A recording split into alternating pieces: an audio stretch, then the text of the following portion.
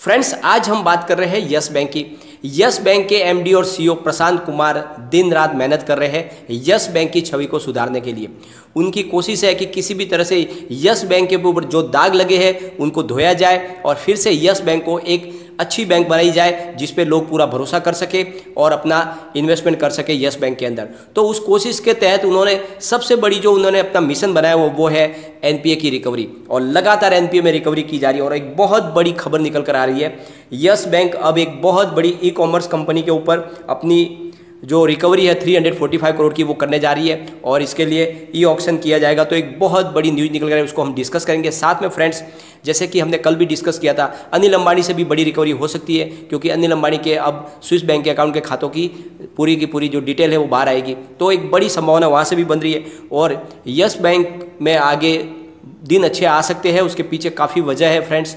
और सबसे बड़ी बात, इस समय यस बैंक के स्टॉक की जो प्राइस है वो काफ़ी फेयर हो चुकी है। इस प्राइस से लगातार अप मूवमेंट होता है, नीचे की तरफ प्राइस की गिरावट की संभावना काफ़ी कम बन गई है। और पिछले 2 दिन में जब बाजार में भयंकर गिरावट थी उसके बावजूद भी यस बैंक के स्टॉक में तेजी बनी थी। तो इस वजह से आगे संभावना पॉजिटिव बन रही है। लेकिन आगे इस न्यूज़ को भी हम डिस्कस करेंगे और स्टॉक में कहाँ तक गिरावट की संभावना बन रही है उसको भी हम जानने की कोशिश करेंगे। लेकिन फ्रेंड, उससे पहले अगर आप पहली बार हमारे चैनल पर आए तो चैनल को सब्सक्राइब कर दीजिए, एक बेल आइकॉन दबा दीजिए ताकि जब भी नया वीडियो बने पहला नोटिफिकेशन आपको मिले।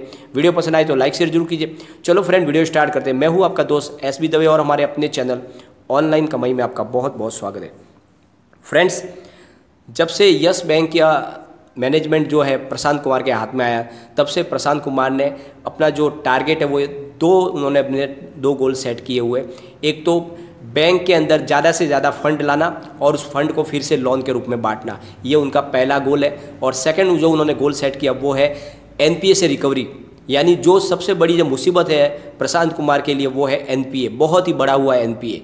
यानी राणा कपूर ने सिर्फ कम से कम 5 साल के अंदर सिर्फ बैंक के अंदर घोटाले ही घोटाले किए। जितना भी उन्होंने लोन बांटा वो सारा बैड लोन बन गया, क्योंकि उन्होंने जो लोन बांटा वो विदाउट किसी डॉक्यूमेंट को वेरीफाइड किए और ऐसी फर्मों को लोन बांटा जो पहले से ही बैंकक्रप्ट होने की कगार पर थी।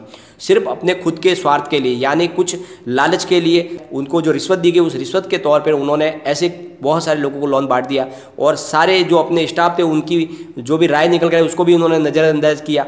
आपने देखा ही होगा, पिछले दिनों हमने डिस्कस भी किया था, जब भी बोर्ड मेंबर की मीटिंग होती थी उसमें झगड़े होते थे क्योंकि जो बोर्ड मेंबर थे वो लगातार राणा कपूर से इस मामले में उलझ रहे थे और उनसे कह रहे थे कि आप जो कर रहे हैं ये गलत है, ऐसी फर्मों को लोन नहीं देना चाहिए। उसके बावजूद भी उन्होंने लगातार बहुत सारे लोन बांटे, जिनमें एसएल ग्रुप है और साथ में उन्होंने अनिल अंबानी ग्रुप को भी लोन दिया।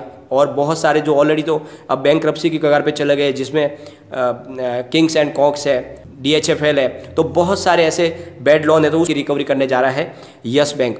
और आपको जैसे पता ही है, प्रशांत कुमार ने आते ही एक बड़े प्रोफेशनल की टीम को बना दिया।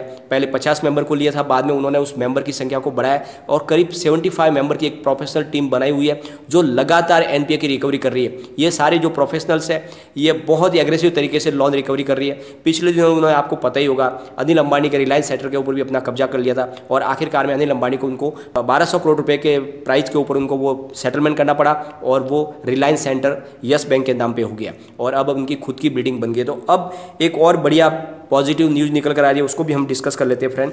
यस बैंक 345 करोड़ रुपये वसूल करने जा रही है e commerce company magnum solution limited के साथ में, लिमिटेड से। यस बैंक अपना 345 करोड़ रुपीज़ का एक कर्ज बड़ा वसूल करने जा रही है जो एनपीए है, ई कॉमर्स कंपनी जो है मैग्नम सॉल्यूशन लिमिटेड। और इसकी अब प्रॉपर्टी की नीलामी की जाएगी और यह नीलामी 15 मई को ऑनलाइन की जाएगी, यानी आज ही होगी इसकी नीलामी। अपने ई ऑक्शन नोटिस में यस बैंक ने कहा है कि उसने मैग्नम सॉल्यूशन लिमिटेड की फिजिकल प्रॉपर्टीज़ का पोजीशन 29 अगस्त 2020 को ले लिया था। यानी इन्होंने ऑलरेडी पहले से 29 अगस्त को प्रॉपर्टी के ऊपर अपना कब्जा कर लिया था और अब आज इसका ई ऑक्शन होने जा रहा है। यस बैंक ने बताया कि मैग्नम सॉल्यूशन लिमिटेड की अचल संपत्तियों की नीलामी securitisation and reconstruction of financial assets and enforcement of securities interest act के तहत ये नीलामी होने वाली है। और फ्रेंड्स, यस बैंक ने मैग्नम सॉल्यूशन लिमिटेड की संपत्ति का रिजर्व प्राइस 270 करोड़ रुपीज़ रखा है, यानी इस बोली से आगे बोली लगनी शुरू होगी। ये मिनिमम प्राइस है और ये जो प्राइस से नीचे इस प्रॉपर्टी को यस बैंक नहीं बेचेगा। 270 करोड़ से प्रॉपर्टी की शुरुआत होगी नीलामी की और इसके ऊपर जो बोली लगाएगा उसी को ये प्रॉपर्टी मिलेगी। और 345 करोड़ रुपीज़ लेने हैं मैग्नम सॉल्यूशन से यस बैंक को, 270 करोड़ से इसकी बोली शुरुआत होने वाली है। तो फ्रेंड्स, एक बहुत ही बड़ा पॉजिटिव मूव निकल के आ रहा है। और इससे पहले आपको जैसे पता ही होगा, यस बैंक लगातार अपने बैड लोन को रिकवर करने की कोशिश कर रही है। साथ में प्रशांत कुमार की तरफ से ये भी कोशिश की जा रही है कि किसी भी तरह से एक बैड बैंक अपनी तरफ से बनाई जाए, यानी उस बैड बैंक में अपना जो भी एनपीए उसको दे के वहाँ से पूरी तरह से यस बैंक को क्लियर किया जाए। लेकिन इसमें बहुत सारे ऐसे जो लोन है जो एक फ्रॉड की श्रेणी में आ गए, इस वजह से आरबीआई की तरफ से उनको इसके लिए क्लियरेंस नहीं मिल पा रहा है। लेकिन फिर भी प्रशांत कुमार अपनी तरफ से कोशिश कर रहे हैं। और अब जो एक पॉजिटिव जो मूव निकल के आ रहा है वो भी एक अच्छा है, क्योंकि जो सरकार अपनी तरफ से जो बैड बैंक बनाने जा रही है उसके लिए जो सीईओ की नियुक्ति की जा रही है वो एसबीआई की तरफ से आ रहे हैं, पद्म कुमार। तो एसबीआई का स्टेक 30% है यस बैंक के अंदर।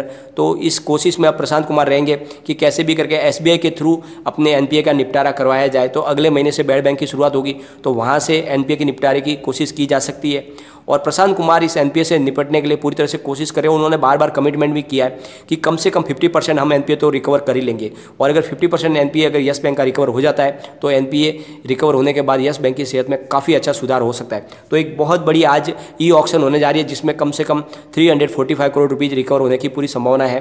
तो एक बड़ी अच्छा पॉजिटिव मूव है और इस वजह से आगे फ्रेंड आने वाले समय में स्टॉक में तेजी की संभावना बन सकती है। एक बार हम कारोबार को डिस्कस कर लेते हैं। फ्राइडे के दिन यस बैंक का स्टॉक 13.40 पर ओपन हुआ, हाई बनाई थी 13.45 की और लो था 13.15 का।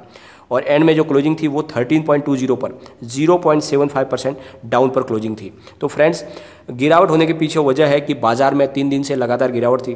बैंकिंग सेक्टर में गिरावट शुरू हो गई है।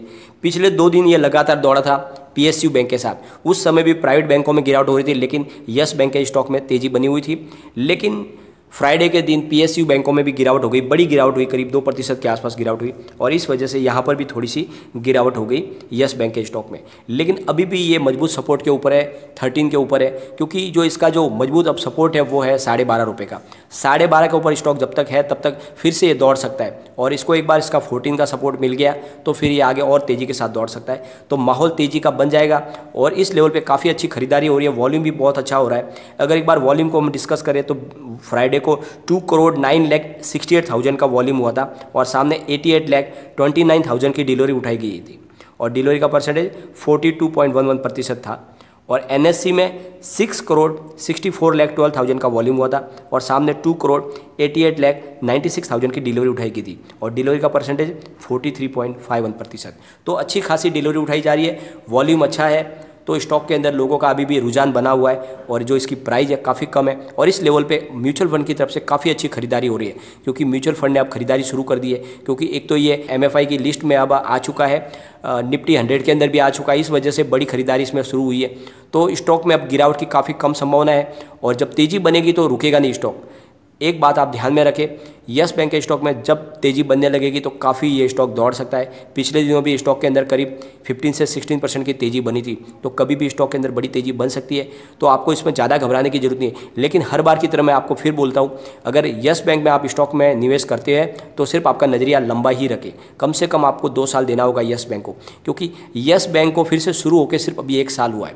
1 साल के अंदर बैंक ने काफ़ी अच्छा अचीवमेंट किया है। बहुत सारे बैड लोन से इन्होंने निजात पाई है और लगातार वो अपने एनपीए को कम कर रहे हैं। तो बैंक सही दिशा में जा रही है और इस बार जो लॉस दिखाया गया तो वो भी प्रोविज़न की वजह से, और वो प्रोविज़न बैंक के लिए अच्छा है, उनकी सेहत के लिए अच्छा है। आने वाले समय में बैंक की मजबूती बनी रहेगी। जब कोविड की वजह से उसका बैंकों के एनपीए में बढ़ने की संभावना बन रही है तो ऐसे समय में प्रोविज़न बैंक को सुरक्षा प्रदान करता है। तो निर्णय अच्छा लिया गया है और बैड बैंक जो बनने जा रही है उसकी वजह से भी बैड लोन के निपटारे की संभावना बहुत ज़्यादा बन रही है। तो आपको घबराने की जरूरत नहीं है और लगातार पॉजिटिव न्यूज़ निकल के आ रही है, इस वजह से आगे संभावना अच्छी बन रही है। लेकिन फ्रेंड, कोई भी इन्वेस्टमेंट करने से पहले अपने फाइनेंशियल एडवाइजर से एक बार एडवाइजर ले ले या अपना खुद का रिसर्च करें, क्योंकि मैंने वीडियो आपके एजुकेशनल पर्पज़ के लिए ही बनाया है। वीडियो पसंद आए तो लाइक शेयर जरूर कीजिए और चैनल को सब्सक्राइब कर दीजिए। Thank you friend.